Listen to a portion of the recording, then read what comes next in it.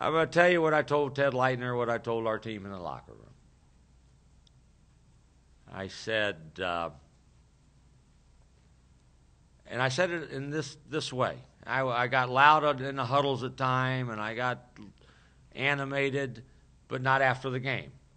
I said, if I'm honest with myself, what I've told you all season long, you have been a delight to be in the locker room with. You're a great group of guys. You have been as consistent, if you look at your full body of work over now 16 games, as anybody in the United States of America.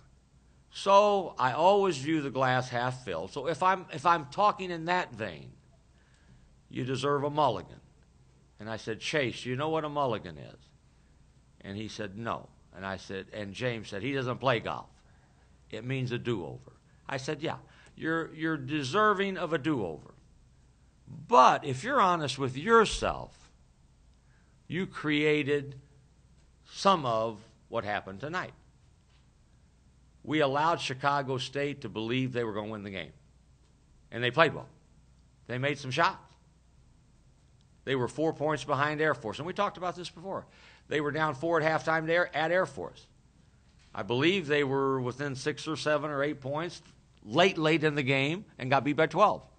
They came in here feeling not like an 0-15 team, but feeling like, hey, we played the best we played. If we play that way a little better, we could win. And they played that way.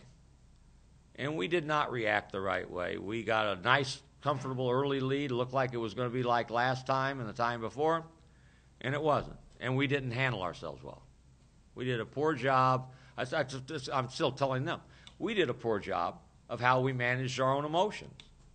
We got frustrated. We got mad at one another. We got mad at ourselves. We got mad at the officials.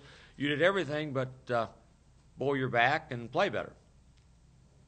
But part of that's me. I helped create that. I told them 3 games ago, you should be 14-2 before we're going into league play. That will be a great testament to you. So I did all the things that allow this to happen. So if you fall on the sword, I'm the first guy that should fall on the sword. I told him that. But you know that we didn't do what really championship teams do. You've done it before. And then the last thing I'll tell you, because I know you want to get out of here, I said a year ago after we won and had maybe the most significant victory in a long time, or one of the most significant victories, at Gonzaga, we jumped on a plane, went to Oxford, Ohio, and I think we were 24 points behind Wisconsin Green Bay. And we played awful. And we found a way. We were awful. Complaining about everything, just like we did tonight. But we found a way to win. And the bottom line, you have to win. But you have to be honest with yourself. If you really want to win, you have to take ownership in how you manage everything. So that's too long telling you what I told them. But that's what happened, and proud of our team. I'm not proud of how we played tonight. Any questions?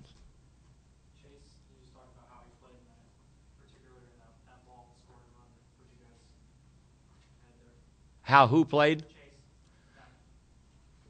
Chase. Chase is a guy that's, got some added responsibility. He's got to score for us. And he's also got a guard. And when Xavier, who played too many minutes, but he kept saying, I can go more. He had a lot of rust, X did. But Chase can score the ball. Always has, always will. And every shot he takes, he knows it's going in. And you love that kind of attitude.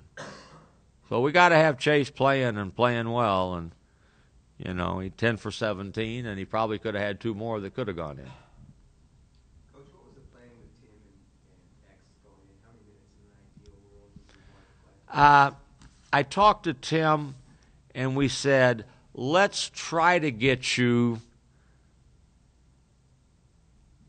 8 to 10 minutes in the first half, see how you feel, and if you want to get 8 to 10 in the second, let's look for that. That's kind of what I told him. And to be honest with you, between you, me, and the fence post, I was kind of hoping I could shut him down at halftime and wouldn't have to ask him. So that was kind of our thought. And he played 21 minutes, probably played more than I thought he would. But beforehand, I said, let's see how you feel. At halftime, I said, how do you feel? He said, we got to win the game. So I said, well, you want to? He said, we got to win the game. When you want me, put me in. So we put him in. How about X? I shouldn't have played X as many minutes as I did, but my hope for X was kind of the same thing, anywhere from 16 to a maximum of 20. He played 26 minutes. In lesser chunks, though. I didn't want to play him for as long a stretches as we did. I kept going down and I kept asked Tom what he thinks, and Tom says he's fine. And then he came to me one time. He said, "Take him out. He's winded. He needs to come out." But I think this was good for X. This had no negative impact on X, and hopefully, with Tim, it won't. Tim's someone that we've got to be able to manage all season with minutes. But we're better when Tim's in. He took 3 charges again tonight. Coach, can a game like this help or hurt going into the UNLV game? It can. So hopefully it'll help us. Yeah, it can. I mean, obviously, we can't play this way on Saturday. I mean, I know that. And I know we'll come out excited, eager, ready to play, and we will be playing a really, really, really good team.